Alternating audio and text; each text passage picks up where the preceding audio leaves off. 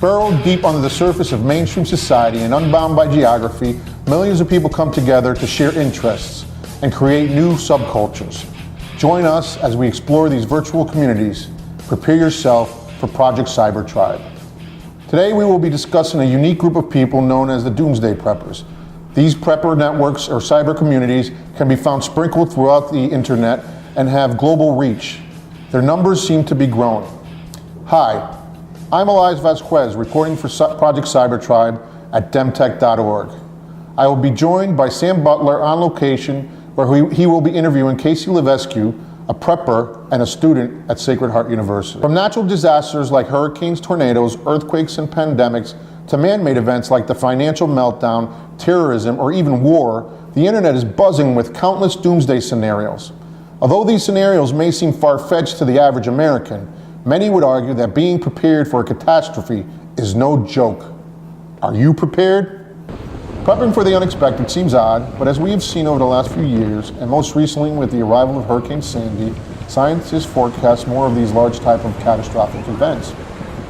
The impact of these storms are widespread, causing long-lasting electrical outages. Preppers can be found in all walks of life, from doctors to lawyers or even students. These communities consist of a wide-ranging group of people. In fact, we reached out to the students of Sacred Heart University, and we were surprised to find a prepper here on campus. Sam Butler is on location with Korey. I'm here with a prepper who believes in being prepared for natural catastrophes. Can you introduce yourself? Hi, I'm Korey. I'm a sophomore here at Sacred Heart University. I'm from Somerset, Massachusetts, and I like to consider myself a hardcore prepper. How did you get started with prepping? I first got started with prepping through my boyfriend Dean, who's in the Marines.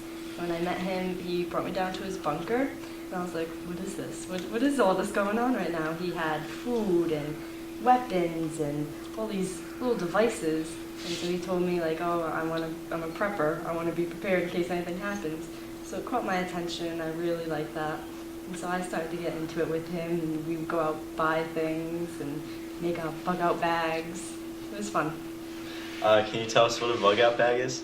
A bug-out bag is pretty much a backpack with everything that you could possibly think of, just shoved together. Like sleeping bags, shelter, tarps, food, weapons, knives, things to make matches, things to make fires, things for hunting, anything that you could possibly think of that you'll need at the end of the world, you just shove into your bug-out bag. Now, do you belong to an online community?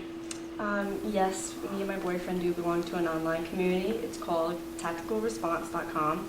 It's more of like a blog, and it's a group of people from all over the United States, and we talk about like how we are prepared and how we can help each other prepare. If someone comes up with a new weapon or new food that they find, they'll share it with all of us, and we can get that too. And we also talk about maps and routes and where we could meet up if something were to happen. And we usually talk weekly, so we're always up to date with everything. How has this community helped you? This community has helped me a lot, actually. It really has opened my eyes to, it's like a whole new perspective of prepping, and if something were to happen, because we always just share ideas and thoughts, and they're always like, oh, there's a new class, you guys should come and try it. We're gonna be in the middle of the woods, it's gonna be like, it's a really good class. So we're always talking, think of new ideas just to share with one another. So, just for a final note, what would you say to the Sacred Heart community, or just the Bridgeport community, Fairfield community, about not taking prepping seriously? I think everyone should be prepared. Everyone should have at least a little backpack with a first aid, flashlight, some food, just something, just in case something were to happen, they will be prepared and not just lost souls just wandering around. And yeah, I think everyone should really just take it seriously. Try to Google things to put in a bug-out bag. Try to find a route or like an escape plan.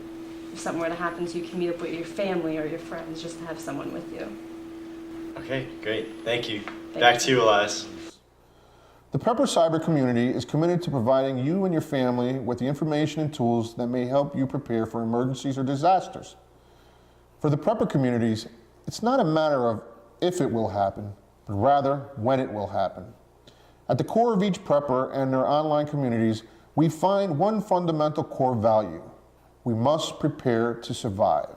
This is Elias Vasquez, Sam Butler, and Korey Grant for the CyberTribe project at femtech.org.